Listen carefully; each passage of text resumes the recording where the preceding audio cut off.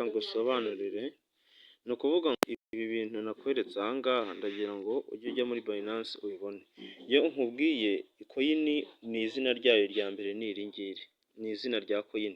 Ikimenyetso uri bugure ni long, ni kugura kuzamuka.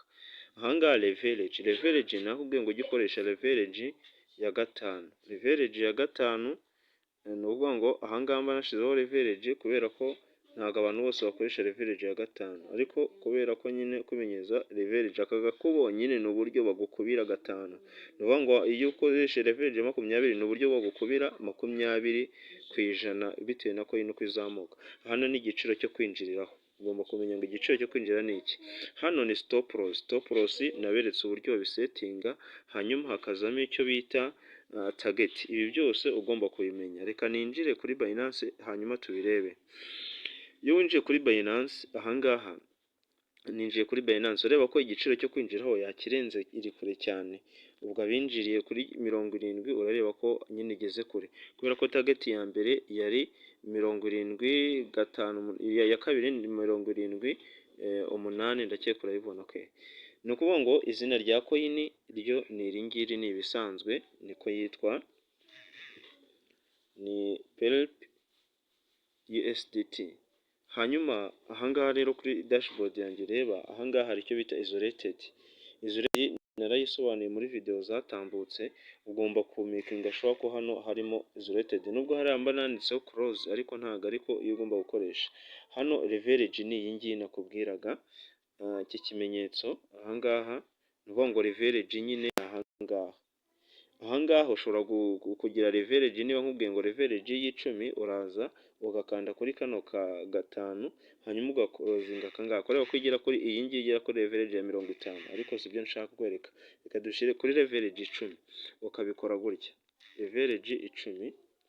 Okay, harimo gatanu, ukaza ugashyiramo 10 ni urugero, ariko hariya ntabwo ari ngombwa gushyiramo iriya leverage. Hanyuma hano hari icyo twita, ureba ko hano USDT hariho 0. Reka nze hano nyashyireho turebe kuri spot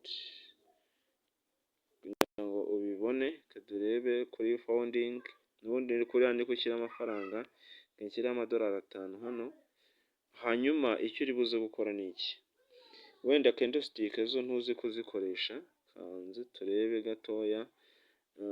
Urareba ko target tayari ya kangahe yari yagezweho, yagiye kugera kuri target ya 3. Ngewe reka ninjira ahangaha nubwo natinze kwinjira, nkoreshe leverage y'10 and long. Ni ukuvuga ngo nyine iyo uzanye amafaranga ahangaha ureba ko amafaranga ahita yiyandika. Ni ukuvuga ngo $5 baguha izi coin 70 nizo ngiye kugura. $5 70, ni ukuvuga ngo coin 70 ku $5. Wibonye ko iri kuri 0.75. Okay, hano rero ibyo ngibyo nibyo nagusobanuriye, nkwereka ko isolated ugomba kuyikoresha. Kuri isolated niyo ikoresha amafaranga aya ngaya 5 niyo ugomba gukoresha, yaba iri muri minus cyangwa se muri plus, byose igomba gukoresha aya ngaya nshyizeho. Hano urareba aka kantu ka USDT ugomba kugashyiramo ahangaha. Okay, hanyuma rero ngiye gukora long, nyigurira ahangaha. Okay, hari igihe bambwira ko bitemewe kugura ku ijana, nkagabanya nkashyira kuri 80, 90, kanshyire kuri 95%, nkahita nka long. Urareba ko 95% ayo ngiye gukoresha $4.70 na bingahe. Urareba ko amahirwe yo kuva mu isoko iyongereye abaye 14.98%. Ariko ibi ngibi uba ugomba kubitekereza, ubundi ntabwo ibigomba kugera ahangaha, byibuze ibigomba kuza munsi yawe. Niyo mpamvu dukoresha leverage hasi, iza munsi yawe. Ushobora kuba dukoresha leverage ya 5, urumva yaza kuri 6 cyangwa se 7%. Aka kantu ugomba kugatekereza. Igihe utanze order ukabona iri hejuru ya 20, iyo order ujye uyikansoringa kuko ishobora kugukora mu isoko kare. Ariko ureba ko kubera ko leverage y'10 bahise bambwira ngo amahirwe yo kunkura mu isoko arangana na 15%. Niyo mahirwe yo kunkura mu isoko iyi coin iramutse imanutse. None tugiye gukoresha katurebe, kangaruke hano kuri candlestick nkwereke. Urareba ko irashaka gukora target ya kabiri nkuko twabibonye, yahereye ahangaha niho nababwiye kwinjirira, ureba ko cya giciro cyari munsi, kwinjira ahangaha niho twinjire mu isoko, reba ko igenda ukora udukendo duto duto, ni uko nguko, ni uko bimeze, ni nako iri kugenda. Hanyuma iyo umaze gutanga order, ikintu nihutira ni ukuza gushyiramo stop loss, ukanda ahangaha ugashyiramo stop loss, ugashyiramo na target. Okay, iyo nkanze ahangaha mbere nababwiye ko ari ugushyiramo target, ariko ntabwo washyiramo target utarashyiramo iki, utarashyiramo take profit, stop loss. Uraza ahangaha, icya mbere ugomba kumenya iyi position, ahanditse position niho tugiye gusetinga ya stop loss ndetse na take profit. Stop loss iri hano, take profit iri ahangaha, siko bimeze. Okay, reka twinjire kuri kuri iyi coin. Ni ukuvuga ngo ibyo tugiye gusetinga ni ibi ngibi. Ahangaha leverage nakoresheje y'icumi, si ngombwa gukoresha ya 20. Okay, igiciro cyo kwinjiraho ngiye ninjiye ntinze mu isoko, ko ninjiye maze gukora target ya mbere, urumva ko ninjiye ntinze kandi nta makosa. Okay, hano tugiye gukora icyo bita stop loss. Stop loss ni 0.6764, niyo mibare tugiye gushyira kuri stop loss. Tugaruke hano kuri order yacu, hano turi kuri position, ujye ureba ko ahangaha ariho dushyira take profit ndetse na stop loss.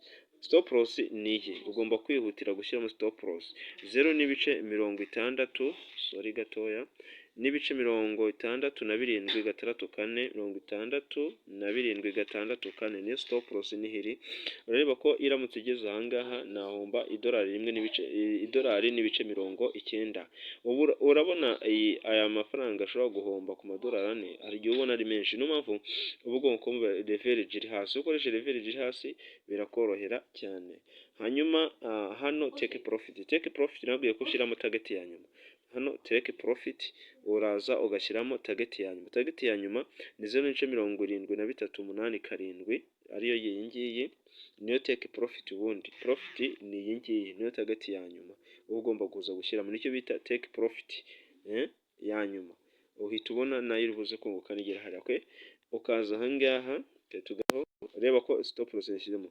None take profit ni 73, niyo nashyira 73 byonyine, ariko 73.87, nigera ahangaha ndahita ndi kunguka amadolari 2.26. Okay, nkahita nkora confirm. Ubu ngubu nakoze icyo bita take profit ndetse na stop loss kuri position, hanyuma nkakora confirm. Okay, ureba ko imaze kumanukaho kabiri kubera ko ninjiye nyine ku giti kitari cyane. Okay, ibyo ngibyo ntacyo bitwaye. Hanyuma ngiye gukora iki, ahangaha ngiye kuza nkonde hahandi aha bite nshyiramo target. Tugiye gushyiramo target, ndakanda aha target. Iyo ugiye gushyiramo target rero, iriya mibare urayizirikana, hanyuma ukazirikana aka kantu akangaka, ugomba kumenya ngo bimeze bite ahantu, kubera ko iyo umanuye akangaka ureba ko hano 25%, hagati 25%, sorry. Okay, niyo wagera na 7 ntacyo bitwaye.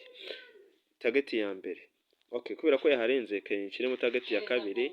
Target ya kabiri ni 0.70, mbikore gutya, nigera hano kuri 80, rero ko ndabona ngo 0.00 agatanu, umva ko ni makeya. Okay, nshaka nishyiremo target ya gatatu. Iyo ubonye ari makeya ushobora guhita ubireka ugashyiramo target ya gatatu, gashyiramo 71.6, 0.07 71.6, 25%, 0.18%, nkahita nkora confirm. Okay, nkahita nkomeza iyi target ya kabiri nkayishyira ko 72.39, 73.39, sorry. Ndebe imibare 72.39, 0.7239. Hanyuma nkaza hano hasi nkibuka gukoresha akangaka, nigera ahangaha 50%, ndabanduka 0.63 ku by'idolari, nkakora confirm. Iyo ni target yindi nshyizemo. Nkaza nkongera nkashyiramo target ya gatatu, nkavuga ngo nigera ku bice 0.73, aribyo nishyiramo 0.73, 73 ahangaha 70% ndabona idolari n'ibice 24 nkahita nkora confirm. Izo target zirahagije ko ari 3 kiba giseye ko nashizemo take profit biba bibaye, hanyuma nkategereza uko isoko riri buze kugenda. Ndakeka nibyo ngibyo ujye ubizirikana igihe cyo kwinjira ku isoko. Niba nkubwiye ngo injirira aha, ugomba kwinjira aha. Ureba ko twinjiriye ahangaha kuri candlestick kuri 0.70, urabona ko biriko biragenda biza. Okay, indi coin ni iyi ngiyi yitwa Luni. Turebe aho igeze. Okay, Luni twari kwinjirira aho twari kwinjira ntago haragera. Okay, hageze hanarenze ko twari kwinjira kuri 0 ku madolari angahe. Turebe amadolari 5 n'ibice. Kengaruke muri group aho twari kwinjirira. Okay, ntabwo muri kunsakuriza. Okay,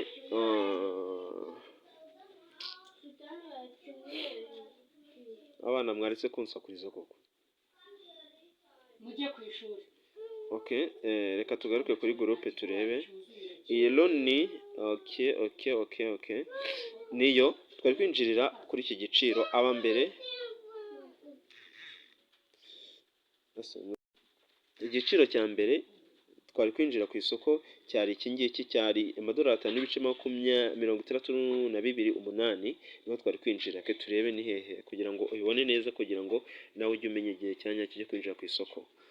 Okay, amadolari 5 n'ibice 62.8. Okay, kanze abe 64 ahangaha. Urareba ko iyi kindo ubundi kwinjira ku isoko urareba byara ahangaha. Hari abinjiriye hano kuri 50, amadolari 5 n'ibice 49. Urareba ko bumye kuzamuka, twe kwinjiramo hagati ahangaha ku bice 60 na bingahe. Urumva ko na ahangaha hafi ahangaha. Okay, noneho ndababwira ngo mwinjire ku madolari 5 n'ibice 70. Okay, n'ibice 67. Ke turebe igiciro cya kabiri cyari iki ngiki ku madolari 5 n'ibice 67 rimwe niho twari kwinjirira. Okay, ke turebe aho twari kwinjirira ku madolari 5 n'ibice 67 nibyo 6 nibyo 67 neza imibare nibyo 67 rimwe no kwinjirira. Ureba ko igeze kuri 70 na bingahe 71. Ndavuga ngo imaze gukora target zingahe. Katurebe 71. Urumva ni target yari hafi gukora target ya kabiri. Okay, yari hafi gukora target ya kabiri nibyo. Okay, nuvuga ngo rero igihe giciro uba ugomba kukizirikana bakubwiye umubare wo kwinjira kuri icyo giciro. Ndaze gukora video igaragaza ibijyanye na limit. Abantu bavuga ngo kwinjira ukoresheje limit nabyo ndaza kubisobanura muri video irakurikiraho. Ndakeka n'ibyo ngibyo kaninire ahangaha.